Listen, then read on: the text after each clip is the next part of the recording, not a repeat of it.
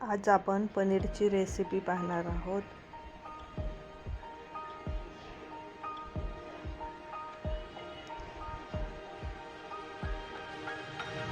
पनीर करण्यासाठी सुरुवातीला मी कांदा चिरून तो भाजून घेतलेला आहे।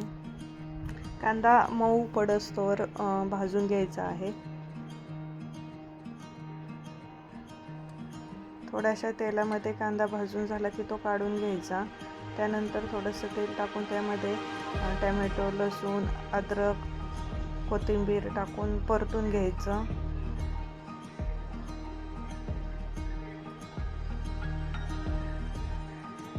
काजूही टाकायचे। काजू टाकल्यामुळे आपल्या पनीरच्या भाजीला एक वेगळीच टेस्ट येते। त्यानंतर त्यामध्ये भाजून घेतलेला कांदाही टाकायचा आहे, लसूण टाकायचा आहे। हे छान सगळं भाजून नंतर ते मिक्सरमधून व्यवस्थित बारीक करून घ्यायचं आहे। इकडे बघा, मायरा मला पनीरचे बारीक तुकडे करून देत आहे। तिला पनीर कट करायला खूप आवडतं। नंतर मी कढईमध्ये थोडंसं तेल टाकून पनीर भाजून घेतलेलं आहे। पनीर छानपैकी परतून घ्यायचं। पनीर व्यवस्थित छानपैकी परतून घेतलं की पनीरची टेस्टही खूप सुंदर लागते। पनीर भाजून झाले की ते एका ताटामध्ये काढून घ्यायचं आहे। नंतर पनीर काढून घेतल्यानंतर कढईमध्ये तेल टाकून त्यामध्ये मोहरी, जिरे, हळद याची फोडणी करून घ्यायची आहे। त्यानंतर आपण बारीक केलेला मसाला त्याच्यामध्ये टाकायचा आहे। हे वाटण तेलामध्ये टाकलं की ते छान परतून घ्यायचं। त्यानंतर त्यामध्ये हवं तसं लाल तिखट, धने, जिरे पूड टाकायचे आहे। ते वाटण छान प्रकारे परतून घ्यायचं आहे। त्यानंतर मी त्यामध्ये किचन किंग मसाला टाकलेला आहे।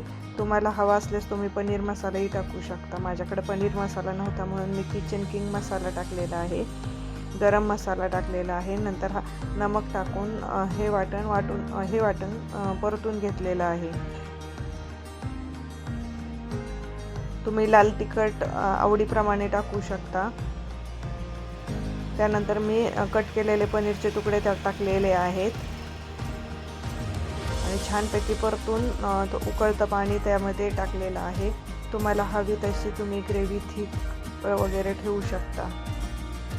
नंतर मी कस्तुरी मेथी त्याच्यामध्ये टाकलेली आहे आणि छानपैकी पनीरच्या भाजीला उकळी येऊन दिलेली आहे।